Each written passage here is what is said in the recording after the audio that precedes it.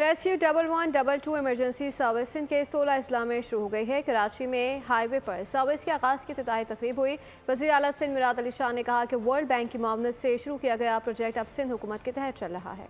वज़ीर आला सिंध सैयद मुराद अली शाह ने सिंध इमरजेंसी सर्विस रेस्क्यू 1122 के हाईवे रेस्क्यू ऑपरेशंस का इफ्तिताह किया। कहा वर्ल्ड बैंक के ताउन से शुरू होने वाला प्रोजेक्ट अब सिंध हुकूमत चला रही है। इमरजेंसी सर्विस सिंध के 16 अजला में खिदमत अंजाम दे रही है। 2022 में मैंने जो इनका सेंट्रल कमांड उसका इफ्तिताह किया था और आज यहाँ हम जो 16 सेंटर्स बने हैं through out the province, highways पे जो इमरजेंसीज होती हैं उनके लिए इक्विप करें।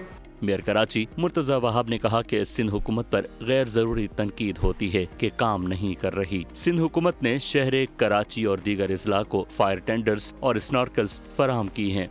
फायर ब्रिगेड के डिपार्टमेंट में भी आपने बहुत सारी मदद की है। सूबे की इंतज़ामिया की सिंध गवर्नमेंट ने हमें पैसे दिए हैं, हमें इक्विपमेंट ख़रीद के दिए हैं, स्नॉर्कल्स लेके दिए हैं, जिसकी वजह से आज हमारा फायर ब्रिगेड का जो अमला है वो ज़्यादा बेहतर तरीके से ये काम कर पाता है। तकरीब में बताया गया कि रेस्क्यू सर्विस न सिर्फ बड़ी शाहराहों और मोटरवेज पर हंगामी खिदमत सर अंजाम देगी बल्कि करीबी अजला और कम्युनिटीज़ को भी सहारा फराहम किया जाएगा। सब्सक्राइब करें और बेल दबाएं ताकि कोई खबर रह न जाए।